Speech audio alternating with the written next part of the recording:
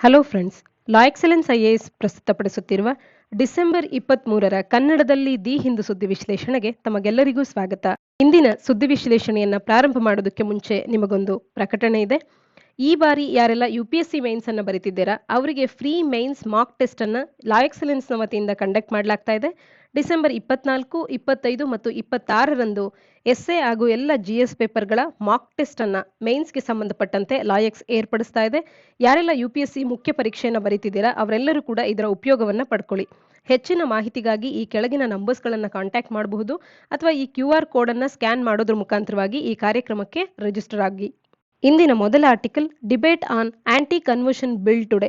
ಇದು ಕರ್ನಾಟಕಕ್ಕೆ ಸಂಬಂಧಪಟ್ಟಂತ ಒಂದು ಆರ್ಟಿಕಲ್ ಆಗಿದೆ. KPSCಗೆ ಇದು ಪ್ರಮುಖವಾದಂಥ ಪಾತ್ರವನ್ನು ವಹಿಸುತ್ತೆ. ಇದನ್ನ ಸಾಮಾನ್ಯ ಅಧ್ಯಯನ ಪತ್ರಿಕೆ 2ರಲ್ಲಿ ಓದ್ಕೊಳ್ಬಹುದಾಗುತ್ತೆ, ಗವರ್ಮೆಂಟ್ ಪಾಲಿಸೀಸ್ ಸಿಲೆಬಸ್ನ ಅಡಿಯಲ್ಲಿ. ಈಗ ಚಳಿಗಾಲದ ಅಧಿವೇಶನ ಅನ್ನುವಂಥದ್ದು ಬೆಳಗಾವಿಯಲ್ಲಿ ಜರುಗ್ತಾ ಇದ್ದು, ಇವತ್ತು ಈ ಅಧಿವೇಶನದ ವಿಧಾನ ಮಂಡಲದಲ್ಲಿ ಆಂಟಿ ಕನ್ವರ್ಷನ್ ಬಿಲ್ ಅನ್ನ ಇವತ್ತಿನ ಚರ್ಚೆಯಲ್ಲಿ ನಾವು ಕಾಣಬಹುದಾಗುತ್ತೆ ಅನ್ನುವಂಥದ್ದನ್ನ ಆರ್ಟಿಕಲ್ ನಮಗೆ ತಿಳಿಸ್ತಾ ಇದೆ. ಇಲ್ಲಿ 40ಕ್ಕೂ ಹೆಚ್ಚು ಆರ್ಗನೈಸೇಷನ್ಸ್ಗಳು ಈ ಒಂದು ಬಿಲ್ಲಿನ ಇಮಿಡಿಯೇಟ್ ವಿತ್ಡ್ರಾವಲ್ಗಾಗಿ ಬೆಂಗಳೂರಿನಲ್ಲಿ ಇದರ ವಿರುದ್ಧವಾಗಿ ಪ್ರತಿಭಟಿಸ್ತಾ ಇರ್ತಕ್ಕಂಥದ್ದನ್ನ ಕೂಡ ಆರ್ಟಿಕಲ್ ನಮಗೆ ತಿಳಿಸ್ತಾ ಇದೆ. The Karnataka protection of right to freedom to religion bill 2021 ಅನ್ನುವಂಥದ್ದನ್ನ ಇವತ್ತು ಡಿಸ್ಕಷನ್ಗೆ ಟೇಕನ್ ಅಪ್ ಆಗ್ತಾ ಇದೆ ವಿಧಾನ ಮಂಡಲದಲ್ಲಿ. ಈ ಯಾತಕ್ಕಾಗಿ ಈ ಬಿಲ್ ಅನ್ನ ಇಂಟ್ರೊಡ್ಯೂಸ್ ಮಾಡ್ತಾ ಇದ್ದಾರೆ, ಅಂಥ ಪ್ರಾವಿಷನ್ಸ್ಗಳು ಇದರಲ್ಲಿ ಏನಿದೆ ಅಂತ ಅಂದ್ರೆ ಇಲ್ಲಿ ಸಾಕಷ್ಟು ಅಪೋಸಿಷನ್ ಬಂದರೂ ಕೂಡ ಈ ಬಿಲ್ ಅನ್ನುವಂಥದ್ದು ಇವತ್ತು ಇಂಟ್ರೊಡ್ಯೂಸ್ ಆಗ್ತಾ ಇದೆ. ಈ ಬಿಲ್ ಅನ್ನುವಂಥದ್ದು ಯಾವುದೇ ವ್ಯಕ್ತಿ ಕನ್ವರ್ಟ್ ಆಗ್ತಿದ್ದಾರೆ ಬೇರೆ ಧರ್ಮಕ್ಕೆ ಅಂತ ಅಂದ್ರೆ, ಅಥವಾ ಆ ಒಂದು ವ್ಯಕ್ತಿಯ ಕನ್ವರ್ಷನ್ ಅನ್ನುವಂಥದ್ದು ಒಂದು ಧರ್ಮದಿಂದ ಮತ್ತೊಂದು ಧರ್ಮಕ್ಕೆ ಆಗ್ತಾ ಇರೋದಂಥದ್ದು ಏನಾದರೂ ಫೋರ್ಸ್ಫುಲಿ ಆಗ್ತಾ ಇದ್ರೆ, ಅನ್ಡ್ಯೂ ಇನ್ಫ್ಲೂಯೆನ್ಸ್ ನಿಂದ ಆಗ್ತಾ ಇದ್ರೆ, ಮಿಸ್ ರೆಪ್ರೆಸೆಂಟೇಷನ್ ನಿಂದ ಆಗ್ತಾ ಇದ್ರೆ, ಕೋಯರ್ಷನ್ ನಿಂದ ಆಗ್ತಾ ಇದ್ರೆ, ಅಲ್ಯೂರ್ಮೆಂಟ್ ನಿಂದ ಆಗ್ತಾ ಇದ್ರೆ, ಅಥವಾ ಯಾವುದೇ ಫ್ರಾಡ್ ಮೀನ್ಸ್ ನಿಂದ ಆಗ್ತಾ ಇದ್ರೆ, ಅಥವಾ ಮ್ಯಾರೇಜ್ ನ ಮುಖಾಂತರವಾಗಿ ಆಗ್ತಾ ಇದ್ರೆ, ಇದನ್ನ ಈ ಲಾ ಅನ್ನುವಂಥದ್ದು ಅಥವಾ ಈ ಬಿಲ್ ಅನ್ನುವಂಥದ್ದು ಒಪ್ತಾ ಇಲ್ಲ. ಇದರ ವಿರುದ್ಧವಾಗಿ ಈ ಬಿಲ್ ಅನ್ನುವಂಥದ್ದು ಕಾರ್ಯ ಮಾಡ್ತಾ ಇದೆ. ಇಲ್ಲಿ ಕೆಲವರಿಗೆ ಎಕ್ಸೆಂಪ್ಷನ್ ಅನ್ನ ನೀಡಲಾಗಿದೆ. ಒಂದು ವೇಳೆ ಈಗಾಗಲೇ ಫೋರ್ಸಿಬಲ್ ಆಗಿ ಏನಾದ್ರೂ ಯಾರೇ ಆದ್ರೂ ಕನ್ವರ್ಟ್ ಆಗಿದ್ರೆ ವಾಪಸ್ಸು ತಮ್ಮ ಧರ್ಮಕ್ಕೆ ಅವರು ಕನ್ವರ್ಟ್ ಆಗಬೇಕು ಅನ್ಕೊಂಡ್ರೆ ಅದನ್ನ ಈ ಲಾನ ಅಡಿಯಲ್ಲಿ ಕನ್ವರ್ಷನ್ ಅಂತ ಹೇಳಿ ಕನ್ಸಿಡರ್ ಮಾಡೋದಿಲ್ಲ ಅನ್ನುವಂಥದ್ದನ್ನ ಇದು ತಿಳಿಸ್ತಾ ಇದೆ. ಈ ಪ್ರಪೋಸ್ಡ್ ಲೆಜಿಸ್ಲೇಷನ್ ಅನ್ನುವಂಥದ್ದು ಕನ್ವರ್ಷನ್ಗೆ ಸಂಬಂಧಪಟ್ಟಂತೆ ಕಂಪ್ಲೇಂಟ್ಸ್ಗಳು ಬಂದದ್ದೇ ಆದಲ್ಲಿ ಆ ಕಂಪ್ಲೇಂಟ್ಸ್ಗಳನ್ನ ಕುಟುಂಬದ ಸದಸ್ಯರು ಮಾಡಬಹುದಾಗಿರುತ್ತೆ, ಅಥವಾ ಯಾವ ಇಂಡಿವಿಜುವಲ್ ಇಲ್ಲಿ ಕನ್ವರ್ಟ್ ಆಗ್ತಾ ಇರ್ತಾರೆ ಅವರಿಗೆ ಸಂಬಂಧಪಟ್ಟ ಯಾವುದೇ ವ್ಯಕ್ತಿ ಈ ಒಂದು ಕಂಪ್ಲೇಂಟ್ ಅನ್ನ ಮಾಡಬಹುದಾಗಿರುತ್ತೆ. ಒಂದು ವೇಳೆ ಇಲ್ಲಿ ತಪ್ಪಿತಸ್ಥರು ಅಂತ ಹೇಳಿ ಗುರುತಿಸಲ್ಪಟ್ರೆ ಅಂಥವರಿಗೆ 5 ವರ್ಷದವರೆಗೆ ಜೈಲು ಅಥವಾ 25,000 ಫೈನ್ ಅನ್ನ ಈ ಲಾ ಅನ್ನ ವೈಲೇಟ್ ಮಾಡಿದಂತ ಜನರಲ್ ಕ್ಯಾಟಗರಿ ಸಾಮಾನ್ಯ ವರ್ಗಕ್ಕೆ ಸೇರಿದಂತ ಜನಗಳಿಗೆ ಹಾಕಲಾಗುತ್ತೆ. ಹಾಗೆ ಇನ್ನುಳಿದಂತ ಅಂದ್ರೆ ಹೆಣ್ಣು ಮಕ್ಕಳಿಗೆ, ಮೈನರ್ಸ್ಗಳಿಗೆ, SC/ST ಕಮ್ಯುನಿಟೀಸ್ಗಳಿಗೆ ಅವರು ಈ ರೀತಿಯ ಒಂದು ಲಾ ಅನ್ನ ವೈಲೇಟ್ ಮಾಡಿದ್ದಾರೆ ಅಂತ ತಿಳಿದು ಬಂದ್ರೆ 3 ವರ್ಷದವರೆಗೆ ಜೈಲ್ ಟರ್ಮ್ ಅಥವಾ 3 ರಿಂದ 10 ವರ್ಷದವರೆಗೆ ಜೈಲ್ ಟರ್ಮ್ ಅಥವಾ 50,000 ಫೈನ್ ಅನ್ನ ಅವರಿಗೆ ಹಾಕಬಹುದಾಗಿರುತ್ತೆ ಅನ್ನುವಂಥದ್ದನ್ನ ಆರ್ಟಿಕಲ್ ನಮಗೆ ತಿಳಿಸ್ತಾ ಇರ್ತಕ್ಕಂಥದ್ದು. ಹಾಗೇನೆ 5 ಲಕ್ಷದವರೆಗೆ ಕಾಂಪನ್ಸೇಷನ್ ಅನ್ನ ಕೂಡ ಇಲ್ಲಿ ಯಾರೆಲ್ಲ ವಿಕ್ಟಿಮ್ಸ್ಗಳು ಇರ್ತಾರೆ, ಕನ್ವರ್ಷನ್ನಿನ ಅಟೆಂಪ್ಟಿಗೆ ಒಳಗಾಗುವಂತ ವಿಕ್ಟಿಮ್ಸ್ ಇರ್ತಾರೆ ಅಂಥವರಿಗೆ 5 ಲಕ್ಷದವರೆಗೆ ಕಾಂಪನ್ಸೇಷನ್ ಅನ್ನ ಕೂಡ ಈ ಬಿಲ್ ಅನ್ನುವಂಥದ್ದು ಅದು ಕೂಡ ಕೋರ್ಟ್ ಆರ್ಡರ್ನ ಮುಖಾಂತರವಾಗಿ ಬಂದಾಗ ಅವರು ವಿಕ್ಟಿಮ್ ಅಂತ ಹೇಳಿ ಗುರುತಿಸಲ್ಪಟ್ರೆ ಅಂಥವರಿಗೆ ನೀಡಲಾಗುತ್ತೆ. ಮತ್ತೆ ರಿಪೀಟ್ ಅಫೆನ್ಸಸ್ ಮಾಡಿದಂಥವರಿಗೆ ಡಬಲ್ ಪನಿಷ್ಮೆಂಟ್ ಅನ್ನ ಕೂಡ ಇಲ್ಲಿ ನೀಡಲಾಗುತ್ತೆ. ಇಲ್ಲಿ ಮ್ಯಾರೇಜಸ್ ಏನಾದ್ರೂ ಕನ್ವರ್ಷನ್ನಿನ ಇಂಟೆನ್ಷನ್ ಇಂದ ಆಗಿದೆ ಅಂತ ಹೇಳಿ ತಿಳಿದು ಬಂದ್ರೆ ಅಂಥ ಮದುವೆಗಳನ್ನ ನಲ್ ಅಂಡ್ ವಾಯ್ಡ್ ಅಂತ ಹೇಳಿ ಇದು ತಿಳಿಸುತ್ತೆ. ಫ್ಯಾಮಿಲಿ ಕೋರ್ಟ್ ಅಥವಾ ಜುರಿಸ್ಡಿಕ್ಷನಲ್ ಕೋರ್ಟ್ ಅನ್ನುವಂಥದ್ದು ಇದರ ನಿರ್ಧಾರವನ್ನ ತಗೊಳ್ಬಹುದಾಗಿರುತ್ತೆ. ಈ ಒಂದು ಅಫೆನ್ಸ್ ಅನ್ನ ಕಾಗ್ನಿಸಬಲ್ ಮತ್ತು ನಾನ್ ಬೇಲಬಲ್ ಅಫೆನ್ಸ್ ಅಂತ ಹೇಳಿ ಕನ್ಸಿಡರ್ ಮಾಡಲಾಗುತ್ತೆ. ಇಂದಿನ ಸದನದಲ್ಲಿ ಏನು ನಿರ್ಧಾರ ಆಗುತ್ತೆ ಅನ್ನುವಂಥದ್ದನ್ನ ಮುಂದಿನ ಸುದ್ದಿ ವಿಶ್ಲೇಷಣೆಗಳಲ್ಲಿ ನಾವು ತಿಳ್ಕೊಳ್ಳೋಣ. ಆರ್ಟಿಕಲ್ನ ಹಿನ್ನೆಲೆಯಲ್ಲಿ ಈಗಾಗಲೇ ಯಾವ ಯಾವ ರಾಜ್ಯಗಳಲ್ಲಿ ಆಂಟಿ ಕನ್ವರ್ಷನ್ ಲಾಸ್ಗಳು ಚಾಲ್ತಿಯಲ್ಲಿವೆ ಅನ್ನುವಂಥದ್ದನ್ನ ತಪ್ಪದೇ ಕಮೆಂಟ್ ಸೆಕ್ಷನ್ ಅಲ್ಲಿ ಕಮೆಂಟ್ ಮಾಡಿ ತಿಳಿಸಿ. ಮುಂದಿನ article house performed much below it's potential says Venkaiah. ಇದನ್ನ ಸಾಮಾನ್ಯ ಅಧ್ಯಯನ ಪತ್ರಿಕೆ 2ರ ಅಡಿಯಲ್ಲಿ ಸಪರೇಷನ್ ಆಫ್ ಪವರ್ಸ್ ಸಿಲೆಬಸ್ನ ಅಡಿಯಲ್ಲಿ ಓದ್ಕೊಳ್ಬಹುದಾಗತ್ತೆ. ರಾಜ್ಯಸಭೆಯ ಚೇರ್ಮನ್ ಆಗಿರುವಂತ ವೆಂಕಯ್ಯ ನಾಯ್ಡು ಅವರು ಇವರು ಭಾರತದ ಉಪರಾಷ್ಟ್ರಪತಿಗಳು ಕೂಡ ಹೌದು.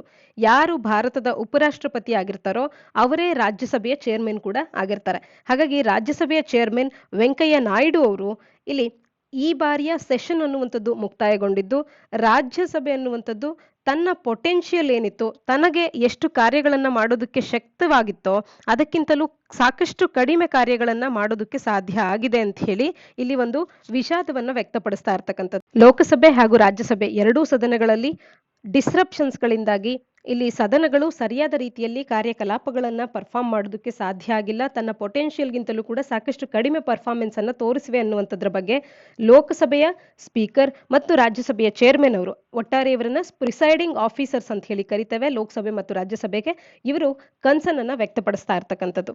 ಆರ್ಟಿಕಲ್ನ ಹಿನ್ನೆಲೆಯಲ್ಲಿ ರಾಜ್ಯಸಭೆ ಎಷ್ಟು ಅವಧಿಗೆ ಕಾರ್ಯ ಮಾಡಿದೆ, ಲೋಕಸಭೆ ಎಷ್ಟು ಅವಧಿಗೆ ಕಾರ್ಯ ಮಾಡಿದೆ ಅಂತ ಹೇಳಿ ತಿಳ್ಕೊಳ್ಳೋದಾದ್ರೆ, ರಾಜ್ಯಸಭೆ 95 ಗಂಟೆಗಳ ಕಾರ್ಯ ಮಾಡಬೇಕಾಗಿತ್ತು. ಟೋಟಲ್ ಶೆಡ್ಯೂಲ್ ಟೈಮ್ 95 ಅವರ್ಸ್ ಇತ್ತು. ಆದರೆ ಅದು ಕೇವಲ 45 ಗಂಟೆಗಳ ಬಿಸ್ನೆಸ್ ಅನ್ನ ಮಾತ್ರವೇ ಮಾಡೋದಕ್ಕೆ ಸಾಧ್ಯ ಆಗಿದೆ. ಅಂದ್ರೆ ಒಟ್ಟಾರೆ ಶೇಕಡ 47.9ರಷ್ಟು ಮಾತ್ರವೇ ರಾಜ್ಯಸಭೆ ಕಾರ್ಯ ಮಾಡಿರ್ತಕ್ಕಂಥದ್ದು. ಹಾಗೆ ಲೋಕಸಭೆಯನ್ನು ನೋಡಿದ್ರೆ, ಲೋಕಸಭೆಯಲ್ಲಿ ಕೇವಲ 83 ಗಂಟೆಗಳು 20 ನಿಮಿಷ ಬಿಸ್ನೆಸ್ ಅನ್ನುವಂಥದ್ದಾಗಿದೆ. 18 ಗಂಟೆ 48 ನಿಮಿಷ ಡಿಸ್ರಪ್ಷನ್ಸ್ ಅನ್ನ ಲೋಕಸಭೆ ಫೇಸ್ ಮಾಡಬೇಕಾಗಿ ಬಂದಿದೆ. ರಾಜ್ಯಸಭೆಯಲ್ಲಿ ಈ ಚಳಿಗಾಲದ ಅಧಿವೇಶನ ಪ್ರಾರಂಭ ಆದಾಗಲೇ 12 ಎಂಪಿಸ್ಗಳನ್ನ, ರಾಜ್ಯಸಭೆಯ ಎಂಪಿಸ್ಗಳನ್ನ ಸಸ್ಪೆಂಡ್ ಮಾಡಲಾಯಿತು. ಇದರಿಂದಾಗಿ ಆ ಸಿಚುಯೇಷನ್ ಅನ್ನುವಂಥದ್ದು ವರ್ಸನ್ ಆಗಿದ್ದರಿಂದಾಗಿ ಹಲವಾರು ಬಾರಿ ಡಿಸ್ರಪ್ಷನ್ ಆಗೋದಕ್ಕೆ ಕಾರಣ ಆಗಿ ಶೇಕಡ 48ರಷ್ಟು ಮಾತ್ರವೇ ಪರ್ಫಾರ್ಮೆನ್ಸ್ ಅನ್ನ ರಾಜ್ಯಸಭೆ ನೀಡೋದಕ್ಕೆ ಸಾಧ್ಯ ಆಗಿದೆ. ಆರ್ಟಿಕಲ್ನ ಹಿನ್ನೆಲೆಯಲ್ಲಿ ಯಾಕೆ ಇದನ್ನ ಚರ್ಚೆ ಮಾಡ್ತಿದ್ದೇವೆ ಅಂತ ಅಂದ್ರೆ, ಇತ್ತೀಚೆಗಷ್ಟೇ ಭಾರತದ ಸರ್ವೋಚ್ಚ ನ್ಯಾಯಾಲಯದ ಮುಖ್ಯ ನ್ಯಾಯಾಧೀಶರಾದಂಥ NV ರಮಣ ಅವರು ಆ lack of debate in parliament ಅನ್ನ ಬಗ್ಗೆ ಕಂಪ್ಲೇಂಟ್ ಮಾಡಿರ್ತಕ್ಕಂಥದ್ದು. ಪಾರ್ಲಿಮೆಂಟಿನ ಅಂದ್ರೆ ಸಂಸತ್ತಿನ 2 ಸದನಗಳಲ್ಲಿ ಏನು ಚರ್ಚೆಗಳಾಗಬೇಕೋ ಅದರಲ್ಲಿ ಕುಂದುಕೊರತೆಗಳಾಗ್ತಾ ಇದೆ, ಸರಿಯಾದ ಮಟ್ಟದಲ್ಲಿ ಚರ್ಚೆ ಅನ್ನುವಂಥದ್ದು ಆಗ್ತಾ ಇಲ್ಲ. ಇದು ಒಂದು ರೀತಿಯ ಸಾರಿ ಸ್ಟೇಟ್ ಆಫ್ ಅಫೇರ್ಸ್ ಅಂತ ಹೇಳಿ ಒಂದು ಕಮೆಂಟ್ ಅನ್ನ ಮಾಡಿದ್ರು. ಇದರ ವಿಚಾರದಲ್ಲಿ ಜುಡಿಷಿಯರಿ ಮತ್ತು ಲೆಜಿಸ್ಲೇಚರ್ನ ಮಧ್ಯೆ ಭಾರತದ ಸಂವಿಧಾನ ಅನ್ನುವಂಥದ್ದು ಸಪರೇಷನ್ ಆಫ್ ಪವರ್ಸ್ ಅನ್ನುವಂಥದ್ದನ್ನ ತಂದು ನಿಲ್ಲಿಸಿದೆ. ಹಾಗಾಗಿ ಇದರ ಬಗೆಗೆ ಜುಡಿಷಿಯರಿಯ ಒಂದು ಮುಖ್ಯಸ್ಥರಾಗಿರ್ತಕ್ಕಂಥ ಸುಪ್ರೀಂ ಕೋರ್ಟಿನ ಮುಖ್ಯ ನ್ಯಾಯಾಧೀಶರು ಮಾತನಾಡುವಂಥದ್ದು ಸರಿಯಲ್ಲ ಅನ್ನುವಂಥದ್ರ ಬಗ್ಗೆ ಕೂಡ ಸಾಕಷ್ಟು ಕಮೆಂಟ್ಸ್ಗಳು ಕೇಳಿ ಬಂದಿತ್ತು. ಆದರೆ ಈ ಕಮೆಂಟ್ಸ್ ಬಂದ ನಂತರವೂ ಕೂಡ ಚಳಿಗಾಲದ ಅಧಿವೇಶನದಲ್ಲಿ ರಾಜ್ಯಸಭೆಯ ಪರ್ಫಾರ್ಮೆನ್ಸ್ ಅನ್ನುವಂಥದ್ದು ಮತ್ತೆ ಕುಸಿತವನ್ನ ಕಂಡಿರ್ತಕ್ಕಂಥದ್ದು. ಹಾಗಾದ್ರೆ ಮುಂಬರುವಂತ ದಿನಗಳಲ್ಲಿ ಏನ್ ಮಾಡಬೇಕು ಅಂತ ಅಂದ್ರೆ, ಪರ್ಸಿಸ್ಟೆಂಟ್ ಆಗಿ ಈ ರೀತಿಯ ಡಿಸ್ರಪ್ಷನ್ಸ್ಗಳು ಆಗ್ತಾ ಇದ್ರೆ, ಅನ್ರೂಲಿ ಬಿಹೇವಿಯರ್ ಅನ್ನುವಂಥದ್ದು ಆಗ್ತಾ ಇದೆ ಸದನಗಳಲ್ಲಿ, ಅಂದ್ರೆ ವೈಲೆಂಟ್ ಆಕ್ಷನ್ಸ್ಗಳು ಆಗ್ತಾ ಇದೆ ಅಂತ ಅಂದ್ರೆ ಅದ್ರ ಬಗ್ಗೆ ಸರಿಯಾದ ರೀತಿಯಲ್ಲಿ ಕ್ರಮ ಕೈಗೊಳ್ಳಬೇಕಾಗುತ್ತೆ. ಇವತ್ತು 2 ಸದನಗಳಲ್ಲಿ ಡಿಸ್ಕಷನ್ ಅನ್ನ ಡಿಸ್ರಪ್ಷನ್ ಅನ್ನುವಂಥದ್ದು ರಿಪ್ಲೇಸ್ ಮಾಡ್ತಾ ಇದೆ. ಇದೊಂದು ಸಾರಿ ಸ್ಟೇಟ್ ಆಫ್ ಅಫೇರ್ಸ್ ಆಗಿರುವಂಥದ್ದು ಖಂಡಿತವಾಗ್ಲೂ ನಿಜ. PRS ಲೆಜಿಸ್ಲೇಟಿವ್ ರಿಸರ್ಚ್ ಹೇಳೋ ಪ್ರಕಾರ, ಅದರ ರಿಪೋರ್ಟ್ ಹೇಳೋ ಪ್ರಕಾರ 15th ಲೋಕಸಭೆಯಲ್ಲಿ 2009ರಿಂದ 2014ರವರೆಗೆ ನಡೆದಂತ ಲೋಕಸಭೆಯಲ್ಲಿ ಫ್ರೀಕ್ವೆಂಟ್ ಡಿಸ್ರಪ್ಷನ್ಸ್ ಆಗಿದೆ ಪಾರ್ಲಿಮೆಂಟರಿ ಪ್ರೊಸೀಡಿಂಗ್ಸ್ಗಳಲ್ಲಿ. ಹಾಗಾಗಿ ಲೋಕಸಭೆ ಅನ್ನುವಂಥದ್ದು ಕೇವಲ ಶೇಕಡ 61ರಷ್ಟು ಕಾರ್ಯ ಮಾಡೋದಕ್ಕೆ ಸಾಧ್ಯ ಆಗಿದೆ. ರಾಜ್ಯಸಭೆ ಕೇವಲ 66ರಷ್ಟು ಮಾತ್ರವೇ ಕಾರ್ಯ ಮಾಡೋದಕ್ಕೆ ಸಾಧ್ಯ ಆಯಿತು. ಇನ್ನ 2014ರಿಂದ 19ರವರೆಗಿನ ಒಂದು 16th ಲೋಕಸಭೆಯನ್ನು ನೋಡಿದಾಗ ಇಲ್ಲಿ 16% ಆಫ್ ದಿ ಶೆಡ್ಯೂಲ್ ಟೈಮ್ ಅನ್ನುವಂಥದ್ದು ಡಿಸ್ರಪ್ಷನ್ಸ್ಗಳಿಂದಾಗಿ ಕಳೆದು ಹೋಗಿರ್ತಕ್ಕಂಥದ್ದು. ಹಾಗಾಗಿ ಒಟ್ಟಾರೆಯಾಗಿ ನೋಡಿದಾಗ ಡಿಸ್ರಪ್ಷನ್ಸ್ ಅನ್ನುವಂಥದ್ದು ಡಿಸ್ಕಷನ್ಸ್ಗಳನ್ನೇ ರಿಪ್ಲೇಸ್ ಮಾಡ್ತಾ ಇದೆ. ಡಿಸ್ರಪ್ಷನ್ ಅನ್ನುವಂಥದ್ದು ಒಂದು ದೊಡ್ಡ ಸಮಸ್ಯೆಯಾಗಿ ಕಾಡ್ತಾ ಇದೆ ಲೆಜಿಸ್ಲೇಚರ್ ಅನ್ನ. ಯಾತಕ್ಕೆ ಈ ರೀತಿಯ ಕಂಟಿನ್ಯೂಸ್ ಡಿಸ್ರಪ್ಷನ್ಸ್ಗಳು ಆಗುತ್ತೆ ಅಂತ ಅಂದ್ರೆ, ಪಬ್ಲಿಕ್ ಇಂಪಾರ್ಟೆನ್ಸ್ ಅನ್ನ ಹೊಂದಿರತಕ್ಕಂಥ, ಸಾರ್ವಜನಿಕ ಮಹತ್ವವನ್ನು ಹೊಂದಿರತಕ್ಕಂಥ ವಿಷಯಗಳ ಬಗ್ಗೆ ಚರ್ಚೆಗಳು ನಡೆಯುವಂಥ ಸಂದರ್ಭದಲ್ಲಿ ಹೆಚ್ಚು ಸಮಯಾವಕಾಶ ಬೇಕಾಗುತ್ತೆ ಮತ್ತು ಒಪಿನಿಯನ್ಸ್ ಬೇರೆ ಆಗೋದ್ರಿಂದ ಇಲ್ಲಿ ಕೆಲವೊಂದು ವಿಚಾರಗಳು ಮ್ಯಾಟರ್ಸ್ ಆಫ್ ಕಾಂಟ್ರವರ್ಸಿ ಆಗಿರೋದ್ರಿಂದ ಅಲ್ಲಿನ ಡಿಸ್ಕಷನ್ಸ್ ನಡೆಯುವಂಥ ಸಂದರ್ಭದಲ್ಲಿ ಕಲಾಪಗಳಲ್ಲಿ ಡಿಸ್ರಪ್ಷನ್ಸ್ ಅನ್ನುವಂಥದ್ದು ಆಗುತ್ತೆ. ಮತ್ತು ಕೆಲವು ಬಾರಿ ರೂಲಿಂಗ್ ಪಾರ್ಟಿ ಅನ್ನುವಂಥದ್ದು ತನ್ನ ಜವಾಬ್ದಾರಿಗಳನ್ನು ಎವಾಯ್ಡ್ ಮಾಡೋದಕ್ಕೆ, ತನ್ನ ಜವಾಬ್ದಾರಿಗಳಿಂದ ಮುಕ್ತಗೊಳಿಸ್ಕೊಳ್ಳೋದಕ್ಕೆ ಅಂತ ಹೇಳಿ ಡಿಸ್ರಪ್ಷನ್ಸ್ಗಳು ಅನ್ನುವಂಥದ್ದು ನೆರವಾಗ್ತಾ ಇದೆ ರೂಲಿಂಗ್ ಪಾರ್ಟೀಸ್ಗಳಿಗೆ. ಮತ್ತು ಅನ್ಲಿಸ್ಟೆಡ್ ಡಿಸ್ಕಷನ್ಸ್ ಏನಿರುತ್ತೆ ಇವುಗಳಿಗೆ ಬೇಕಾಗುವಂಥ ಸಮಯದ ಅಭಾವ ಇರೋದ್ರಿಂದಾಗಿ ಡೆಡಿಕೇಟೆಡ್ ಟೈಮ್ ಅನ್ನುವಂಥದ್ದು ಅನ್ಲಿಸ್ಟೆಡ್ ಡಿಸ್ಕಷನ್ಗೆ ಇಲ್ಲ. ಹಾಗಾಗಿ ಕೂಡ ಡಿಸ್ರಪ್ಷನ್ಸ್ ಆಗುತ್ತೆ. ಒಮ್ಮೊಮ್ಮೆ ಇಲ್ಲಿ ಪಾರ್ಟಿ ಪೊಲಿಟಿಕ್ಸ್ ಕೂಡ ಪ್ಲೇ ಮಾಡುವಂಥದ್ದು. ಹಾಗಾಗಿ ಈ ಎಲ್ಲ ಕಾರಣಗಳಿಂದ ಫ್ರೀಕ್ವೆಂಟ್ ಡಿಸ್ರಪ್ಷನ್ಸ್ಗಳನ್ನ ಭಾರತದ ಸದನಗಳಲ್ಲಿ ನಾವು ಕಾಣಬೇಕಾಗಿದೆ. ಏನ್ ಮಾಡ್ಬೋದು ಮುಂಬರುವಂತ ದಿನಗಳಲ್ಲಿ ಇದನ್ನ ಕರ್ಬ್ ಮಾಡೋದಕ್ಕೆ, ಈ ರೀತಿಯ ಪಾರ್ಲಿಮೆಂಟ್ನಲ್ಲಿನ ಡಿಸಾರ್ಡರ್ ಅನ್ನ ಕರ್ಬ್ ಮಾಡೋದಕ್ಕೆ ಅಂತ ಅಂದ್ರೆ ಕೋಡ್ ಆಫ್ ಕಂಡಕ್ಟ್ ಅನ್ನ ಎನ್ಶೂರ್ ಮಾಡಬೇಕಾಗತ್ತೆ. MLA MPsಗಳಿಗೆ ಎಲ್ಲ ಲೆಜಿಸ್ಲೇಚರ್ಸ್ಗಳು ಕೂಡ ಪ್ರಾಪರ್ ಫಂಕ್ಷನಿಂಗ್ ಆಗಬೇಕು ಅಂತ ಅಂದ್ರೆ enforcement of code of conduct ಅನ್ನುವಂಥದ್ದು ಸ್ಟ್ರಿಕ್ಟರ್ ಆಗಿ ಆಗಬೇಕಾಗತ್ತೆ. ಪ್ರೊಡಕ್ಟಿವಿಟಿ ಮೀಟರ್ ಅನ್ನ ಅಳವಡಿಸ್ಕೊಳ್ಬಹುದಾಗುತ್ತೆ. ಇದನ್ನ ಕ್ರಿಯೇಟ್ ಮಾಡೋದ್ರಿಂದಾಗಿ ಎಷ್ಟು ನಂಬರ್ ಆಫ್ ಅವರ್ಸ್ ವರ್ಕ್ ಆಗಿದೆ, ಅದರಲ್ಲಿ ಎಷ್ಟು ಡಿಸ್ರಪ್ಷನ್ಸ್ಗಳಾಗಿದೆ, ಅಡ್ಜರ್ಮೆಂಟ್ಸ್ ಎಷ್ಟಾಗಿದೆ ಅಂತ ಹೇಳಿ ಡೇ ಟು ಡೇ ಪ್ರೊಡಕ್ಟಿವಿಟಿಯನ್ನ ಮಾನಿಟರ್ ಮಾಡಬಹುದು. ಇದು ಕೂಡ ನೆರವಾಗುತ್ತೆ ಪ್ರೊಡಕ್ಟಿವಿಟಿಯನ್ನ ಮುಂಬರುವಂತ ದಿನಗಳಲ್ಲಿ ಹೆಚ್ಚುಗೊಳಿಸೋದಕ್ಕೆ. ಆರ್ಟಿಕಲ್ನ ಹಿನ್ನೆಲೆಯಲ್ಲಿ ಅಡ್ಜರ್ನ್ಮೆಂಟ್ ಸೈನ್ ಡೈ ಅಂದ್ರೇನು ಅನ್ನುವಂಥದ್ದನ್ನ ತಪ್ಪದೇ ಕಮೆಂಟ್ ಸೆಕ್ಷನ್ ಅಲ್ಲಿ ಕಮೆಂಟ್ ಮಾಡಿ ತಿಳಿಸಿ. ಅಡ್ಜರ್ನ್ಮೆಂಟ್ ಸೈನ್ ಡೈ ಇವೆಲ್ಲವೂ ಕೂಡ ಪ್ರಿಲಿಮ್ಸ್ ನ ಪಾಯಿಂಟ್ ಆಫ್ ವ್ಯೂ ನಲ್ಲಿ ಬಹಳನೇ ಇಂಪಾರ್ಟೆನ್ಸ್ ಅನ್ನ ಪಡ್ಕೊಳ್ಳುತ್ತೆ. ಉತ್ತರವನ್ನ ಕಮೆಂಟ್ ಸೆಕ್ಷನ್ ಅಲ್ಲಿ ತಿಳಿಸಿ. ಹಾಗೆ ಇಲ್ಲಿ ಇಷ್ಟು ಹೊತ್ತು ನಾವು ರಾಜ್ಯಸಭೆಯ ಬಗ್ಗೆ ಡಿಸ್ಕಸ್ ಮಾಡಿದ್ವಿ. ಹಾಗಾದ್ರೆ ಲೆಜಿಸ್ಲೇಚರ್ಗೆ ಸಂಬಂಧಪಟ್ಟಂತೆ ಯಾವ ರೀತಿಯಾಗಿ ಪ್ರಿಲಿಮ್ಸ್ ನಲ್ಲಿ ಅಥವಾ KPSC ಯಾವುದೇ ಪರೀಕ್ಷೆಗಳಲ್ಲಿ ಪ್ರಶ್ನೆಗಳನ್ನ ಕೇಳಬಹುದು ಅಂತ ಅಂದ್ರೆ, ಲೆಜಿಸ್ಲೇಟಿವ್ ಅಸೆಂಬ್ಲಿ ಆಫ್ ಎನಿ ಸ್ಟೇಟ್ನಲ್ಲಿರುವಂಥ ಮ್ಯಾಕ್ಸಿಮಮ್ ಪರ್ಮಿಸಬಲ್ ಸ್ಟ್ರೆಂತ್ ಏನು ಅನ್ನುವಂಥ ಒಂದು ಪ್ರಶ್ನೆಯನ್ನು ಪ್ರಿಲಿಮ್ಸ್ನಲ್ಲಿ ಕೇಳ್ಬೋದಾಗಿರುತ್ತೆ. ಹಾಗಾಗಿ ಇಲ್ಲಿ ನೀಡಿರ್ತಕ್ಕಂಥ 4 ಆಪ್ಷನ್ಸ್ಗಳಲ್ಲಿ ಸರಿಯಾದ ಉತ್ತರ ಯಾವುದು ಅನ್ನುವಂಥದ್ದನ್ನು ತಪ್ಪದೇ ಕಮೆಂಟ್ ಸೆಕ್ಷನಲ್ಲಿ ಕಮೆಂಟ್ ಮಾಡಿ ತಿಳಿಸಿ. ಮುಂದಿನ ಆರ್ಟಿಕಲ್, ಇಂಡಿಯಾ ಆಡ್ಸ್ 33 ಯೂನಿಕಾರ್ನ್ಸ್ ಇನ್ 1 ಇಯರ್ ಡಿಸ್ಪ್ಲೇಸಸ್ UK ಅನ್ನುವಂಥದ್ದು. UKಯನ್ನು ಬೇರೆ ಸ್ಥಾನಕ್ಕೆ ಕಳಿಸಿ ಭಾರತ 33 ಯೂನಿಕಾರ್ನ್ಸ್ಗಳನ್ನು ಒಂದೇ ವರ್ಷದಲ್ಲಿ ಆ್ಯಡ್ ಮಾಡೋ ಮುಖಾಂತರವಾಗಿ ನಂಬರ್ ಆಫ್ ಯೂನಿಕಾರ್ನ್ಸ್ಗಳನ್ನು ಅತಿ ಹೆಚ್ಚಿನ ಸಂಖ್ಯೆಯಲ್ಲಿ ಹೊಂದಿರತಕ್ಕಂಥ ಸಾಲಿನಲ್ಲಿ ಭಾರತ 3ನೇ ಸ್ಥಾನವನ್ನು ಈಗ ಪಡ್ಕೊಂಡಿರ್ತಕ್ಕಂಥದ್ದನ್ನು ಆರ್ಟಿಕಲ್ ನಮಗೆ ತಿಳಿಸ್ತಾ ಇದೆ. ಇದನ್ನು ಸಾಮಾನ್ಯ ಅಧ್ಯಯನ ಪತ್ರಿಕೆ 3ರ ಅಡಿಯಲ್ಲಿ ಎಂಪ್ಲಾಯ್ಮೆಂಟ್ ಗ್ರೋತ್ ಅಂಡ್ ಡೆವಲಪ್ಮೆಂಟ್ ಸಿಲೆಬಸ್ನ ಅಡಿಯಲ್ಲಿ ಓದ್ಕೊಳ್ಬೋದಾಗುತ್ತೆ. ಮೊದಲಿಗೆ ನಾವು ಯೂನಿಕಾರ್ನ್ ಅಂದ್ರೆ ಏನು ಅನ್ನುವಂಥದ್ದನ್ನು ತಿಳ್ಕೊಳ್ಬೇಕಾಗುತ್ತೆ. ಯಾವುದೇ ಒಂದು ಸ್ಟಾರ್ಟಪ್ ಅಥವಾ ಒಂದು ಎಂಟರ್ಪ್ರೈಸ್ ಅನ್ನುವಂಥದ್ದು ಅದರ ವ್ಯಾಲ್ಯೂಯೇಷನ್ ಅನ್ನುವಂಥದ್ದು $1 ಬಿಲಿಯನ್ ಗಳಿಗಿಂತಲೂ ಕೂಡ ಹೆಚ್ಚಿನ ವ್ಯಾಲ್ಯೂ ಅಥವಾ ಮೌಲ್ಯ ಅನ್ನುವಂಥದ್ದು ಅದಕ್ಕಿದ್ದಾಗ ಅಂಥ ಕಂಪನೀಸ್ಗಳನ್ನು ಎಂಟರ್ಪ್ರೈಸಸ್ಗಳನ್ನು ಯೂನಿಕಾರ್ನ್ ಅಂತ ಹೇಳಿ ಕರಿತೇವೆ. ಆ ರೀತಿಯ ಸ್ಟಾರ್ಟಪ್ಸ್ಗಳ ಸಂಖ್ಯೆಯನ್ನು ನೋಡಿದಾಗ ಸ್ಟಾರ್ಟಪ್ಸ್ಗಳಲ್ಲೂ ಕೂಡ ಯೂನಿಕಾರ್ನ್ ಸ್ಟಾರ್ಟಪ್ಸ್ಗಳಿವೆ. ಅವುಗಳ ವ್ಯಾಲ್ಯೂಯೇಷನ್ $1 ಬಿಲಿಯನ್ ಗಿಂತಲೂ ಕೂಡ ಹೆಚ್ಚಿನದಾಗಿ ಇರಬೇಕಾಗತ್ತೆ. ಈ ರೀತಿಯ ಯೂನಿಕಾರ್ನ್ ಸ್ಟಾರ್ಟಪ್ಸ್ಗಳಲ್ಲೂ ಕೂಡ ಭಾರತ ಒಂದು ದೊಡ್ಡ ಹಬ್ ಆಗಿ ಹೊರಹೊಮ್ತಾ ಇದೆ. ಯೂನಿಕಾರ್ನ್ಸ್ಗಳ ಸಂಖ್ಯೆಯಲ್ಲಿ ಈಗ ಭಾರತ 54 ಯೂನಿಕಾರ್ನ್ಸ್ಗಳನ್ನು ಹೊಂದೋದ್ರ ಮುಖಾಂತರವಾಗಿ 3ನೇ ಸ್ಥಾನದಲ್ಲಿದೆ. ಮೊದಲ ಸ್ಥಾನ US ಮತ್ತು 2ನೇ ಸ್ಥಾನ ಚೈನಾ. ಈ 2 ರಾಷ್ಟ್ರಗಳು ಸೇರಿ ಜಗತ್ತಿನ ಯೂನಿಕಾರ್ನ್ಸ್ಗಳ ಪೈಕಿ 74% US ಮತ್ತು ಚೈನಾವೇ ಹೊಂದಿರತಕ್ಕಂಥದ್ದು. 3ನೇ ಸ್ಥಾನ ಭಾರತ, 4ನೇ ಸ್ಥಾನ UK ಪಡ್ಕೊಂಡಿರ್ತಕ್ಕಂಥದ್ದನ್ನ ಆರ್ಟಿಕಲ್ ನಮಗೆ ತಿಳಿಸ್ತಾ ಇರ್ತಕ್ಕಂಥದ್ದು. ಆರ್ಟಿಕಲ್ನ ಹಿನ್ನೆಲೆಯಲ್ಲಿ ಭಾರತದ ಸ್ಟಾರ್ಟಪ್ ಸೆಕ್ಟರ್ ಯಾವ ರೀತಿಯಾಗಿದೆ ಅಥವಾ ಯಾವ ಮುಖ್ಯ ಕ್ಷೇತ್ರಗಳಲ್ಲಿ ಕಾರ್ಯ ಮಾಡ್ತಿದೆ ಅಂತ ಅಂದ್ರೆ ಸ್ಮಾರ್ಟ್ಫೋನ್ಸ್ ಆಗಿರಬಹುದು, ಇಂಟರ್ನೆಟ್ ಪೆನೆಟ್ರೇಷನ್ನ ವಿಚಾರ ಆಗಿರಬಹುದು, cloud computing, application programming interfaces ಆಗಿರಬಹುದು, ಆರ್ಟಿಫಿಷಿಯಲ್ ಇಂಟೆಲಿಜೆನ್ಸ್ ಆಗಿರಬಹುದು, ಇವೆಲ್ಲವೂ ಕೂಡ ಮುಖ್ಯವಾದಂಥ ಸ್ಟಾರ್ಟಪ್ಸ್ಗಳಾಗಿರ್ತಕ್ಕಂಥದ್ದು ಭಾರತದಲ್ಲಿನ ಸ್ಟಾರ್ಟಪ್ ಸೆಕ್ಟರ್ನ ಬಗ್ಗೆ ನೋಡೋದಾದ್ರೆ ಇನ್ವೆಸ್ಟ್ಮೆಂಟ್ಸ್ಗಳು ಹೆಚ್ಚಾಗ್ತಾ ಇದೆ ಭಾರತದಲ್ಲಿ ಸ್ಟಾರ್ಟಪ್ ಸೆಕ್ಟರ್ನಲ್ಲಿ. ಹಾಗೆ ರೋಬೋಸ್ಟ್ ಇನ್ಫ್ಲೋಸ್ಗಳನ್ನು ನಾವು ಇವತ್ತು ಕಾಣೋದಕ್ಕೆ ಸಾಧ್ಯ ಆಗ್ತಾ ಇದೆ. ಇನ್ನು ಭಾರತದಲ್ಲಿನ ಯೂನಿಕಾರ್ನ್ಸ್ಗಳನ್ನು ನೋಡಿದಾಗ ಭಾರತ 3ನೇ ಸ್ಥಾನವನ್ನು ಪಡ್ಕೊಂಡಿದೆ.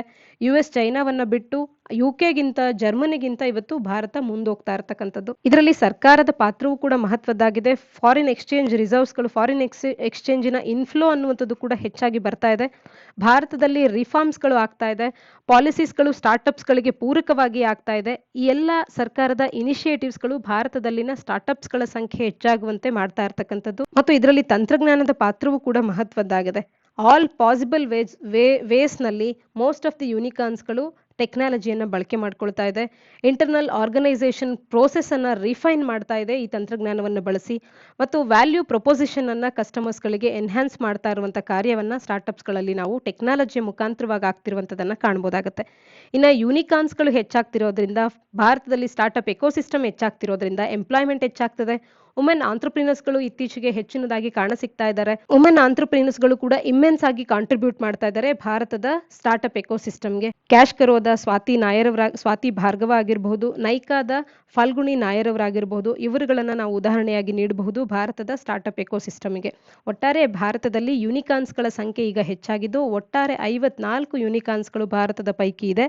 ಹಾಗಾಗಿ ಭಾರತವು ಯೂನಿಕಾರ್ನ್ಸ್ಗಳ ಸಂಖ್ಯೆಯಲ್ಲಿ ಜಗತ್ತಿನಲ್ಲೇ 3ನೇ ಸ್ಥಾನದಲ್ಲಿದೆ. ಯೂನಿಕಾರ್ನ್ ಅಂದಾಕ್ಷಣ ಯಾವೆಲ್ಲ ಎಂಟರ್ಪ್ರೈಸಸ್ಗಳ ವ್ಯಾಲ್ಯೂ $1 ಬಿಲಿಯನ್ ಗಿಂತಲೂ ಕೂಡ ಹೆಚ್ಚಿನದಾಗಿರುತ್ತೆ ಅಂಥವನ್ನ ಯೂನಿಕಾರ್ನ್ ಅಂತೇವೆ. ಇದಿಷ್ಟು ಮಾಹಿತಿ ನಮಗೆ ತಿಳಿದಿರಬೇಕಾಗತ್ತೆ. ಇದು ಹೂರನ್ ರಿಸರ್ಚ್ ಇನ್ಸ್ಟಿಟ್ಯೂಟ್ ಅವರು ಕಂಪೈಲ್ ಮಾಡಿರ್ತಕ್ಕಂಥ ಡೇಟಾದಿಂದ ನಮಗೆ ತಿಳಿದು ಬಂದಿರತಕ್ಕಂಥದ್ದು. ಕಳೆದ ಒಂದೇ ವರ್ಷದಲ್ಲಿ ಭಾರತದಲ್ಲಿ 33 ಯೂನಿಕಾರ್ನ್ಸ್ಗಳನ್ನು ಭಾರತ ಆ್ಯಡ್ ಮಾಡಿದೆ.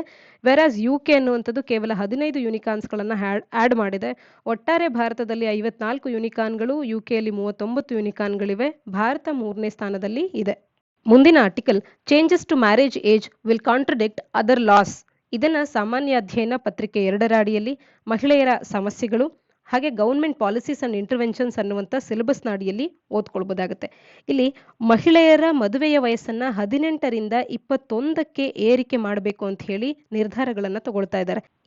ಈ ಒಂದು ಕಾರ್ಯವನ್ನ ಸಕ್ಸಸ್ಫುಲ್ ಆಗಿಸ್ಬೇಕು ಅಂತಂದ್ರೆ prohibition of child marriage act ಏನಿದೆ 2006ರಲ್ಲಿನ ಈ ಆಕ್ಟ್ ಅನ್ನುವಂಥದ್ದು, ಇದರ ಅಡಿಯಲ್ಲಿ ಚೈಲ್ಡ್ ಅಂತ ಹೇಳಿ ಏನ್ ಡಿಫೈನ್ ಮಾಡಲಾಗಿದೆ ಅದು 18 ವರ್ಷಗಳಿಗೆ ಅಂತ ಇದೆ.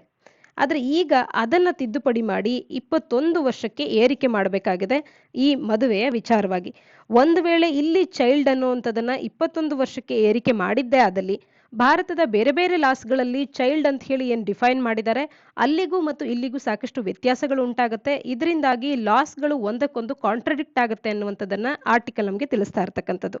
ಇಲ್ಲಿ ಮೋಸ್ಟ್ ಆಫ್ ಇಂಡಿಯನ್ ಲಾಸ್ ಈಗ ಸಾಮಾನ್ಯವಾಗಿ 18 ವರ್ಷವನ್ನ ಒಂದು ಮಗು ಅಂತ ಹೇಳಿ ಗುರುತಿಸೋದಕ್ಕೆ, ಒಂದು ಚೈಲ್ಡ್ ಅಂತ ಹೇಳಿ ಗುರುತಿಸೋದಕ್ಕೆ ಭಾರತದ ಲಾಸ್ಗಳು 18 ವರ್ಷವನ್ನ ಒಂದು ಮೀಸಲಾಗಿ ಇಟ್ಟಿರ್ತಕ್ಕಂಥದ್ದು. ಇಲ್ಲಿ ದಿ ಮೆಜಾರಿಟಿ ಆಕ್ಟ್ ಅಂತ ಹೇಳಿ 1875 ನಲ್ಲಿ ಬಂದಂತ ಆಕ್ಟ್ ಅನ್ನುವಂಥದ್ದು ಏಜ್ ಆಫ್ ಮೆಜಾರಿಟಿ ಅಂತ ಹೇಳಿ 18 ಅನ್ನ ಫಿಕ್ಸ್ ಮಾಡಿದೆ. ಹಾಗೆ 61ನೇ ಸಾಂವಿಧಾನಿಕ ತಿದ್ದುಪಡಿಯ ಮುಖಾಂತರವಾಗಿ ಮಿನಿಮಮ್ ವೋಟಿಂಗ್ ಏಜ್ ಅನ್ನ 18ಕ್ಕೆ ಫಿಕ್ಸ್ ಮಾಡಲಾಗಿದೆ. ಪೋಕ್ಸೋ ಆಕ್ಟ್ ಅನ್ನುವಂಥದ್ದು prevention of children from sexual abuse act ಏನಿದೆ 2012ರ ಈ ಪೋಕ್ಸೋ ಆಕ್ಟ್ ನಲ್ಲೂ ಕೂಡ, ಹಾಗೆ 2015ರಲ್ಲಿ ಜಸ್ಟಿಸ್ ಜುವಿನೈಲ್ ಆಕ್ಟ್ ಏನಿದೆ, ಜುವಿನೈಲ್ ಜಸ್ಟಿಸ್ ಆಕ್ಟ್ ಅನ್ನುವಂಥದ್ದು ಚಿಲ್ಡ್ರನ್ ಅಥವಾ ಚೈಲ್ಡ್ ಅಂತ ಅಂದ್ರೆ 18 ವರ್ಷದ ಒಳಗಿರ್ತಕ್ಕಂಥ ಯಾವುದೇ ವ್ಯಕ್ತಿಯನ್ನ ಚೈಲ್ಡ್ ಅಂತ ಹೇಳಿ ಈ ಆಕ್ಟ್ಸ್ಗಳು ಕೂಡ ಗುರುತಿಸುತ್ತೆ. ಹಾಗೆ right to education act RTE act ಏನು ಭಾರತದಲ್ಲಿದೆ 2009ರಲ್ಲಿ ಬಂದಂತ ಈ RTE ಆಕ್ಟ್ ಅನ್ನುವಂಥದ್ದು ಯಾವುದೇ ಒಂದು ಮಗು ಅಥವಾ ಯಾವುದೇ ಒಂದು ವ್ಯಕ್ತಿಯನ್ನ ಚೈಲ್ಡ್ ಅನ್ಬೇಕು ಅಂತ ಅಂದ್ರೆ 6ರಿಂದ 14 ವರ್ಷದ ವಯಸ್ಸಿನಲ್ಲಿರ್ತಕ್ಕಂಥವ್ರನ್ನ ಚೈಲ್ಡ್ ಅಂತ ಹೇಳಿ RTE ಆಕ್ಟ್ ಗುರುತಿಸುತ್ತೆ. ಚೈಲ್ಡ್ ಲೇಬರ್ ಅಮೆಂಡ್ಮೆಂಟ್ ಆಕ್ಟ್ 2016ರಲ್ಲಾದಂಥ ತಿದ್ದುಪಡಿ ಏನಿತ್ತು ಇದರ ಪ್ರಕಾರವಾಗಿ 14 ವರ್ಷ ವಯಸ್ಸಿನ ಒಳಗಿರ್ತಕ್ಕಂಥವರನ್ನ ಮಕ್ಕಳು ಅಂತ ಹೇಳಿ ಗುರುತಿಸ್ತಾರೆ. 14ರಿಂದ 18 ವಯಸ್ಸಿನಲ್ಲಿರ್ತಕ್ಕಂಥವರನ್ನ ಹದಿಹರೆಯದವರು ಅಥವಾ ಅಡೋಲೆಸೆಂಟ್ ಅಂತ ಹೇಳಿ ಗುರುತಿಸುತ್ತೆ. ಈಗಾಗಲೇ ಕೆಲವು ಲಾಸ್ಗಳಲ್ಲಿ ಈ ರೀತಿಯ ಏಜ್ ವ್ಯತ್ಯಾಸಗಳು ಇರುವಂತದನ್ನ ಕಾಣಬಹುದು. ಹಾಗಾಗಿ ಇಲ್ಲಿ prevention of child marriage act ಈ ಒಂದು ಆಕ್ಟ್ಗೆ ತಿದ್ದುಪಡಿಯನ್ನ ತಂದು ಚೈಲ್ಡ್ ಅನ್ನುವಂಥದ್ದನ್ನ 21 ವರ್ಷಕ್ಕೆ ಏರಿಕೆ ಮಾಡೋದ್ರಿಂದ ಈಗಾಗಲೇ ನಮ್ಮಲ್ಲಿ ಚಾಲ್ತಿಯಲ್ಲಿರುವಂತಹ ಹಲವಾರು ಲಾಸ್ಗಳು ಏನು 18 ವರ್ಷವನ್ನ ಮಗು ಅಂತ ಹೇಳಿ ಡಿಫೈನ್ ಮಾಡುತ್ತೆ, 18 ವರ್ಷದ ಒಳಗಿರ್ತಕ್ಕಂಥವರನ್ನ ಆ ಲಾಸ್ಗೆ ಕಾಂಟ್ರಡಿಕ್ಟ್ ಆಗುವಂತೆ ಈಗ ಬರುವಂತ ಲಾ ಅಲ್ಲಿನ ತಿದ್ದುಪಡಿ ಆಗ್ಬಿಡುತ್ತೆ ಅನ್ನುವಂಥದ್ದು ಆರ್ಟಿಕಲ್ ನಲ್ಲಿ ಎಕ್ಸ್ಪ್ರೆಸ್ ಮಾಡ್ತಾ ಇರತಕ್ಕಂಥ ಅಂಶ ಆಗಿದೆ. ಬೇರೆ ಬೇರೆ ಒಂದು ಲಾಸ್ಗಳಿಗೆ ಸಂಬಂಧಪಟ್ಟಂತೆ ಮಿನಿಮಮ್ ಏಜ್ ಏನಿರಬೇಕು ಮದುವೆಗೆ ಅಂತ ನೋಡೋದಾದ್ರೆ ಹಿಂದೂ ಮ್ಯಾರೇಜ್ ಆಕ್ಟ್ 1955ನ ಪ್ರಕಾರವಾಗಿ 21 ವರ್ಷ ವಯಸ್ಸು ಗಂಡು ಮಕ್ಕಳಿಗೆ, 18 ವರ್ಷ ವಯಸ್ಸು ಹೆಣ್ಣು ಮಕ್ಕಳಿಗೆ ಅಂತ ಹೇಳಿ ಮೀಸಲು ಮಾಡಲಾಗಿದೆ. ಇಸ್ಲಾಂ ಧರ್ಮದ ಪ್ರಕಾರ ಯಾವುದೇ ಹೆಣ್ಣು ಮಗು ಪ್ಯುಬರ್ಟಿಯನ್ನ ಅಟೈನ್ ಮಾಡಿದ್ದೆ ಆದ್ರೆ ಆ ಮಗು ಮದುವೆ ಆಗೋದಕ್ಕೆ ಆ ಮಗುಗೆ ವಯಸ್ಸಾಗಿದೆ ಅಂತ ಹೇಳಿ ಅದನ್ನ ಅರ್ಥ ಮಾಡ್ಕೊಳ್ಬೇಕಾಗತ್ತೆ. ಸ್ಪೆಷಲ್ ಮ್ಯಾರೇಜ್ ಆಕ್ಟ್ 1954 ಕೂಡ ಮತ್ತು prohibition of child marriage act ಅಡಿಯಲ್ಲಿ 18 ಅನ್ನ ವುಮೆನ್ಗೆ, 21 ಅನ್ನ ಮೆನ್ಗೆ ಅಂತ ಹೇಳಿ ಮೀಸಲಿಡಲಾಗಿತ್ತು. ಈಗ ಈ 18 ಅನ್ನ prevention of child marriage, prohibition of child marriage act ಅಡಿಯಲ್ಲಿ 18 ಅನ್ನ 21ಗೆ ಏರಿಕೆ ಮಾಡುವಂಥದ್ದು ಚೈಲ್ಡ್ ಅನ್ನುವಂಥ ಡೆಫಿನೇಷನ್ ಅನ್ನ ಬದಲಾಯಿಸಿದಂತಾಗುತ್ತೆ ಈ ಆಕ್ಟ್ ಅಡಿಯಲ್ಲಿ. ಇದರಿಂದಾಗಿ ಭಾರತದಲ್ಲಿ ಈಗಾಗಲೇ ಚಾಲ್ತಿಯಲ್ಲಿರುವಂಥ ಬೇರೆ ಲಾಸ್ಗಳಿಗೆ ಇದು ಕಾಂಟ್ರಡಿಕ್ಟ್ ಆಗುತ್ತೆ ಅನ್ನುವಂಥದ್ದು ಆರ್ಟಿಕಲ್ ನಲ್ಲಿನ ವಿಚಾರ ಆಗಿದೆ. ಮುಂದಿನ article SEBI curb on futures trade in farm goods threatens food supply chain. ಇದನ್ನ ಸಾಮಾನ್ಯ ಅಧ್ಯಯನ ಪತ್ರಿಕೆ 3ರ ಅಡಿಯಲ್ಲಿ ಭಾರತದ ಆರ್ಥಿಕತೆ ಮತ್ತು ಪ್ಲಾನಿಂಗ್ಗೆ ಸಂಬಂಧಪಟ್ಟಂತ ಇಶ್ಯೂಸ್ಗಳ ಅಡಿಯಲ್ಲಿ ಓದ್ಕೊಳ್ಬಹುದಾಗತ್ತೆ. ಇಲ್ಲಿ ಅಗ್ರಿಕಲ್ಚರ್ ಪ್ರಾಡಕ್ಟ್ಸ್ಗಳಿಗೆ ಸಂಬಂಧಪಟ್ಟಂತೆ ಫ್ಯೂಚರ್ಸ್ ಟ್ರೇಡಿಂಗ್ ಅನ್ನ ಈಗ SEBI securities and exchange board of ಇಂಡಿಯಾದವರು ಸಸ್ಪೆಂಡ್ ಮಾಡುವಂತ ಕಾರ್ಯವನ್ನ ಮಾಡಿದ್ದಾರೆ. ಅಂದ್ರೆ ಡಿರೈವೇಟಿವ್ಸ್ಗಳಲ್ಲಿ ಕೀ ಫಾರ್ಮ್ ಕಮೋಡಿಟೀಸ್ಗಳಾದಂಥ ಪ್ಯಾಡಿ, ನಾನ್ ಬಾಸ್ಮತಿ ಅಕ್ಕಿ ಆಗಿರಬಹುದು ಅಥವಾ ಚೆನ್ನ ಆಗಿರಬಹುದು ಅಥವಾ ವೀಟ್ ಆಗಿರಬಹುದು, ಮಸ್ಟರ್ಡ್ ಸೀಡ್ಸ್ ಮತ್ತು ಇದರ ಡಿರೈವೇಟಿವ್ಸ್ಗಳು ಅಥವಾ ಸೋಯಾಬೀನ್ ಸೀಡ್ಸ್ ಮತ್ತು ಇದರ ಡಿರೈವೇಟಿವ್ಸ್ಗಳಾಗಿರ್ಬೋದು, ಕ್ರೂಡ್ ಪಾಮ್ ಆಯಿಲ್ ಆಗಿರಬಹುದು, ಮೂಂಗ್ ಆಗಿರಬಹುದು, ಈ ಎಲ್ಲ ಕಮೋಡಿಟೀಸ್ಗಳ ಮೇಲೆ ಏನು ಡಿರೈವೇಟಿವ್ ಕಾಂಟ್ರಾಕ್ಟ್ಸ್ಗಳಲ್ಲಿ ಟ್ರೇಡಿಂಗ್ ಆಗ್ತಾ ಇತ್ತು ಅದನ್ನ ಕಂಪ್ಲೀಟ್ ಆಗಿ ಸಸ್ಪೆಂಡ್ ಮಾಡಿದೆ ಸೆಬಿಯ ಒಂದು ಡೈರೆಕ್ಷನ್ ಅನ್ನುವಂಥದ್ದು ಇದನ್ನ ತಿಳಿಸ್ತಾ ಇರ್ತಕ್ಕಂಥದ್ದು. ಈ ರೀತಿಯ ಸೆಬಿಯ ಕರ್ಬ್ಸ್ ಏನಿದೆ ಫ್ಯೂಚರ್ಸ್ ಟ್ರೇಡ್ಗೆ ಸಂಬಂಧಪಟ್ಟಂತೆ ಅದು ಕೂಡ ಫಾರ್ಮ್ ಗೂಡ್ಸ್ಗಳಿಗೆ ಅನ್ನುವಂಥದ್ದು, ಇದು ಫುಡ್ ಸಪ್ಲೈ ಚೈನ್ ಅನ್ನ ಥ್ರೆಟನ್ ಮಾಡುತ್ತೆ ಅನ್ನುವಂಥದ್ದನ್ನ ಆರ್ಟಿಕಲ್ ನಮಗೆ ತಿಳಿಸ್ತಾ ಇರ್ತಕ್ಕಂಥದ್ದು. ಈ ರೀತಿಯ ಸೆಬಿಯ ನಡೆ ಅನ್ನುವಂಥದ್ದು ಫುಡ್ ಸಪ್ಲೈ ಚೈನ್ ಅನ್ನೇ ಥ್ರೆಟನ್ ಮಾಡ್ತಾ ಇದೆ ಅಂತ ಹೇಳಿ ಆರ್ಟಿಕಲ್ ನಮಗೆ ತಿಳಿಸ್ತಾ ಇದೆ. ಅಂದ್ರೆ ಆರ್ಟಿಕಲ್ನ ಹಿನ್ನೆಲೆಯಲ್ಲಿ ಡಿರೈವೇಟಿವ್ ಕಾಂಟ್ರಾಕ್ಟ್ಸ್ ಅಂದ್ರೆ ಏನು ಅನ್ನುವಂಥದ್ದನ್ನ ಮೊದಲಿಗೆ ತಿಳ್ಕೊಳ್ಳೋಣ. ಇವು ಒಂದು ರೀತಿಯ ಕಾಂಟ್ರಾಕ್ಟ್ಸ್ಗಳಾಗಿರುತ್ತೆ, 2 ಅಥವಾ 2ಕ್ಕಿಂತ ಹೆಚ್ಚಿನ ಪಾರ್ಟೀಸ್ಗಳ ನಡುವೆ ಈ ಕಾಂಟ್ರಾಕ್ಟ್ಸ್ ಆಗುತ್ತೆ. ಇಲ್ಲಿ ಡಿರೈವೇಟಿವಿನ ವ್ಯಾಲ್ಯೂ ಅನ್ನುವಂಥದ್ದು ಅಂಡರ್ಲೈನಿಂಗ್ ಅಸೆಟ್ ಏನಿರುತ್ತೆ, ಯಾವುದೋ ಒಂದು ವಸ್ತುವನ್ನ ಕಮೋಡಿಟಿವನ್ನ ಒಂದು ಅಸೆಟ್ ಅಂತ ಹೇಳಿ ಅಂಡರ್ಲೈ ಆಗಿರುತ್ತೆ. ಈ ರೀತಿ ಇರುವಂತ ಒಂದು ಅಸೆಟ್, ಇದು ಪ್ಯಾಡಿಯೇ ಆಗಿರಬಹುದು, ವೀಟ್ ಆಗಿರಬಹುದು, ಇನ್ಯಾವುದೋ ಕಮೋಡಿಟಿ ಆಗಿರಬಹುದು, ಈ ರೀತಿಯ ಅಸೆಟ್ನ ಮೇಲೆ ಡಿರೈವೇಟಿವ್ ವ್ಯಾಲ್ಯೂ ಅನ್ನುವಂಥದ್ದು ಬೇಸ್ ಆಗಿರುತ್ತೆ. ಉದಾಹರಣೆಗೆ ಇಲ್ಲಿ ಅಗ್ರಿಕಲ್ಚರಲ್ ಕಮೋಡಿಟೀಸ್ಗಳನ್ನ ಇಲ್ಲಿ ನಾವು ಕಾಣಬಹುದಾಗುತ್ತೆ, ವೀಟ್, ಪ್ಯಾಡಿ, ಮಸ್ಟರ್ಡ್ ಸೀಡ್ಸ್ ಅಥವಾ ಅದರ ಡಿರೈವೇಟಿವ್ಸ್ಗಳಾಗಿರುವಂಥದ್ದು. ಈ ಪ್ರೈಸ್ ಆಫ್ ದಿ ಡಿರೈವೇಟಿವ್ಸ್ ಅನ್ನುವಂಥದ್ದು ಪ್ರೈಸ್ ಫ್ಲಕ್ಚುಯೇಷನ್ಸ್ ಏನಾಗಿರುತ್ತೆ, ಆ ಪ್ರೈಸ್ ಫ್ಲಕ್ಚುಯೇಷನ್ಸ್ ಆದಂತೆ ಇಲ್ಲಿನ ಡಿರೈವೇಟಿವ್ಸ್ಗಳ ಪ್ರೈಸು ಕೂಡ ಡಿಫ್ರೆಂಟ್ ಆಗಿ ಎಸ್ಟಾಬ್ಲಿಷ್ ಆಗ್ಬೋದಾಗಿರುತ್ತೆ.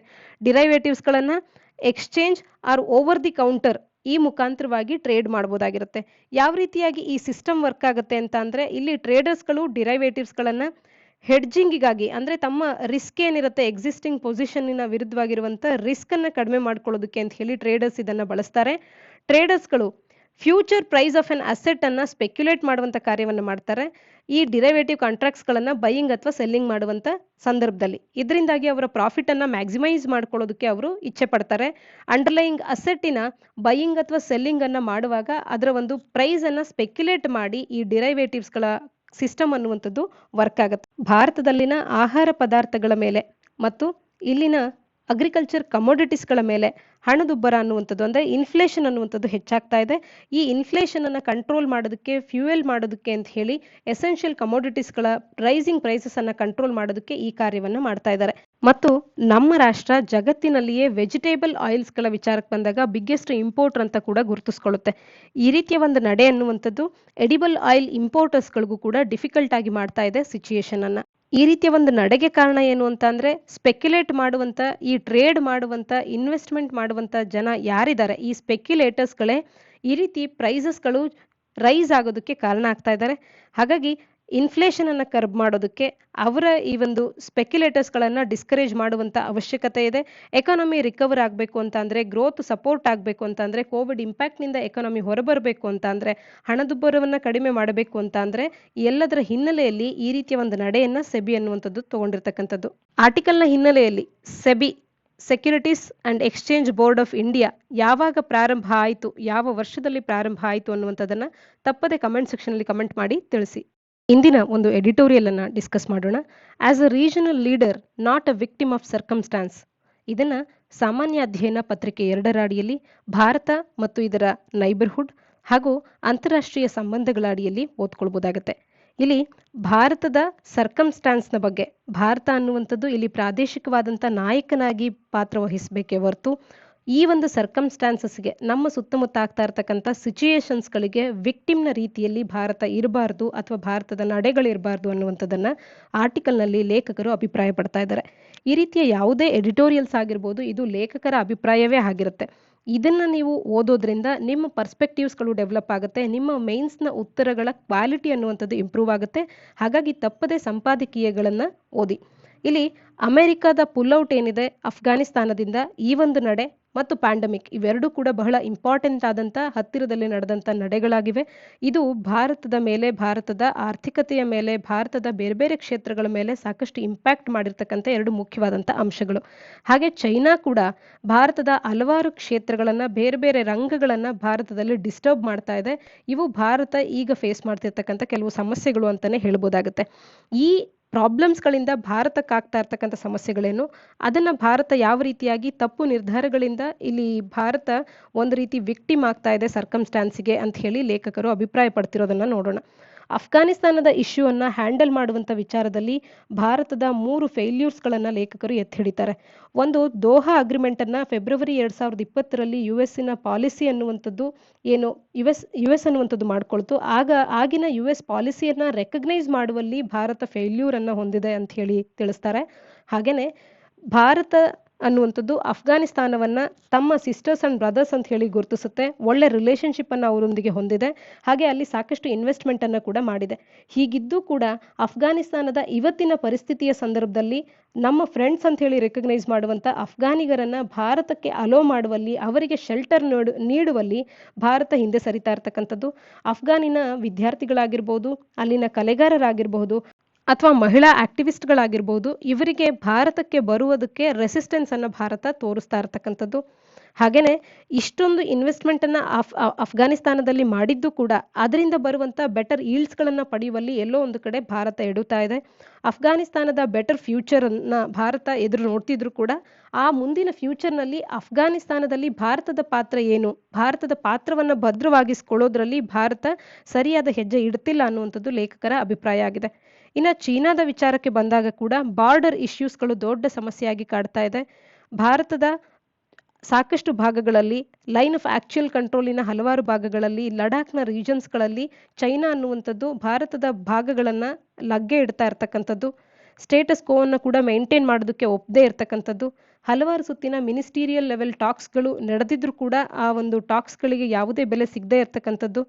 ಚೈನಾ ಅನ್ನುವಂಥದ್ದು ತನ್ನ ಟೆರಿಟರಿ ಯಾವುದೋ ಕಾಲದಲ್ಲಿ ತನ್ನ ಟೆರಿಟರಿ ಆಗಿತ್ತು ಅಂತ ಹೇಳಿ ತನ್ನದೇ ಆದಂಥ ಒಂದು ನಿಲುವನ್ನು ತಗೊಂಡು ಅದನ್ನು ರಿಕ್ಲೈಮ್ ಮಾಡೋದಕ್ಕೆ ಅಂತ ಹೇಳಿ ಸೌತ್ ಚೈನಾ ಸೀಯಿಂದಲೂ ಕೂಡ ಹಿಡಿದು ಟಿಬೆಟನ್ನು ದಾಟಿ ಭಾರತದ ಹಲವಾರು ಭಾಗಗಳ ಮೇಲೂ ಕೂಡ ದಾಳಿ ಮಾಡ್ತಾ ಇರ್ತಕ್ಕಂಥದ್ದು.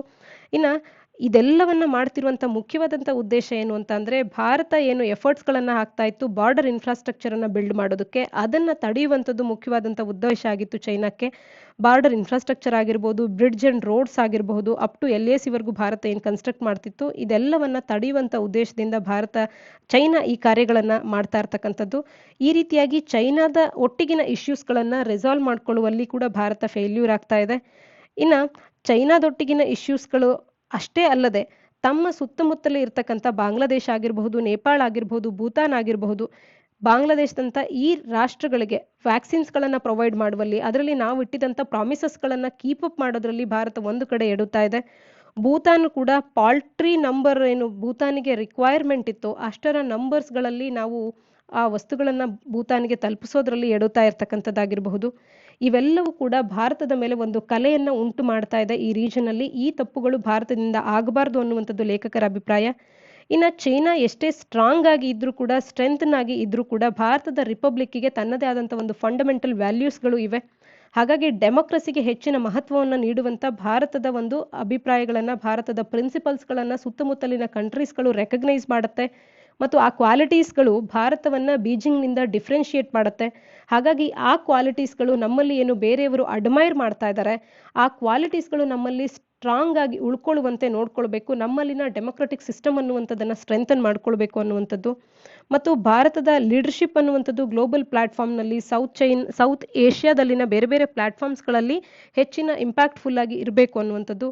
ಒಟ್ಟಾರೆಯಾಗಿ ನಮ್ಮ ಸುತ್ತಲಾಗ್ತಿರ್ತಕ್ಕಂಥ ಬೇರೆ ಬೇರೆ ಸಿಚುಯೇಷನ್ಸ್ಗಳಿಂದಾಗಿ ಭಾರತ ವಿಕ್ಟಿಮ್ನ ರೀತಿಯಲ್ಲಿ ಇರದೆ ಪ್ರಾದೇಶಿಕ ನಾಯಕನಾಗಿ ಕಾರ್ಯ ಮಾಡಬೇಕು ಅನ್ನುವಂಥದ್ದು ಲೇಖಕರ ಅಭಿಪ್ರಾಯ ಆಗಿದೆ. ಇದಿಷ್ಟು ಇಂದಿನ ಸುದ್ದಿ ವಿಶ್ಲೇಷಣೆಯಾಗಿದೆ. ತಪ್ಪದೆ ಆರ್ಟಿಕಲ್ನ ಸಂದರ್ಭದಲ್ಲಿ ಕೇಳಿರ್ತಕ್ಕಂಥ ಪ್ರಶ್ನೆಗಳಾಗಿರಬಹುದು, ನಮ್ಮ ಒಂದು ಪ್ರಿಲಿಮ್ಸ್ ಪ್ರಶ್ನೆ ಆಗಿರ್ಬೋದು, ಎಲ್ಲ ಪ್ರಶ್ನೆಗಳಿಗೆ ಕಮೆಂಟ್ ಸೆಕ್ಷನಲ್ಲಿ ಉತ್ತರಗಳನ್ನು ನೀಡಿ. ನಾಳಿನ ಸುದ್ದಿ ವಿಶ್ಲೇಷಣೆಯೊಂದಿಗೆ ಮತ್ತೆ ಸಿಗೋಣ. ಧನ್ಯವಾದ.